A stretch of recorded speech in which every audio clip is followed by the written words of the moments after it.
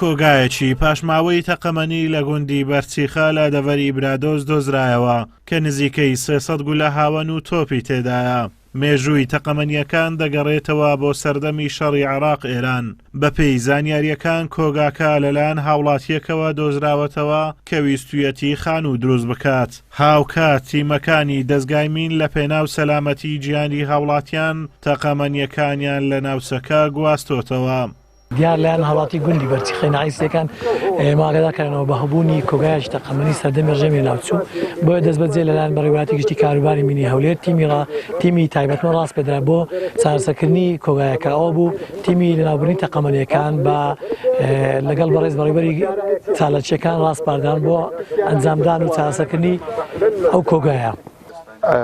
ڕێنماییمان بۆ هاوڵاتیان ئەوەیە کە ئەو شوێنانەی کە ئێمە نیشانەکانمان لێداناوە نیشانەی مەترسی مینماندانەوە نزیک ئەو شوێنانە نەکەونەوە بە هیچ شێوەیەک کەس دەستکاری نیشانەکان نەکاتن و هەر پارچەیەکی تەقەمەنی مین یان هەر شتێکی نامۆیان دیتەوە گومانیان لێ هەبوو بە هیچ شێوەیەک نزیک نەبنەوە دەستکاری نەکەن و ژمارە تەلەفۆنی ئێمە لە هەموو شوێنێکەیە بە زووترین کات ئاگادارمان بکەنەوە و ئێمە لە مەترسیەکە دەیان پارێزین و چارەسەری گونجاو بۆیان دەدۆزینەوە.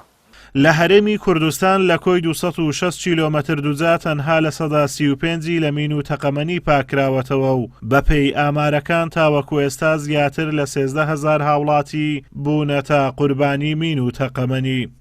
بەپێی ئەو داتانێک کە لەکنەمەیە نێزیکەی 260 کیلۆمەتری دووجا لە ناوچەی هەرێمی کوردستان بە مین پیس بووە تا ئێستا و ئێمە تەوەقع دەکەین نێزیکی 135مان پاگشت کردبێتەوە باقیەکەی ماوە کە پاگشت بکرێتەوە هەر کەچی قورسە لە پێشمان بەڕاستی و بەپێی ئەو داتانەی کە هەشمانە دووبارە ئەو قوربانیانەی کە تا ئێستا تۆمارکراوە لە سەروی 13,000 قوربانیمان هەیە لە هەموو هەرێمی کوردستان بە مردوو بە بریندار.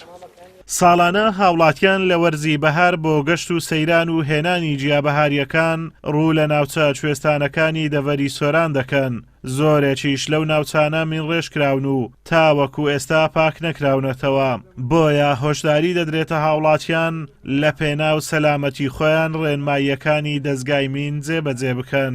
ئازاد ئۆمەراوی کەناڵی ئاسمانی پەیام، دەڤەری برادۆست.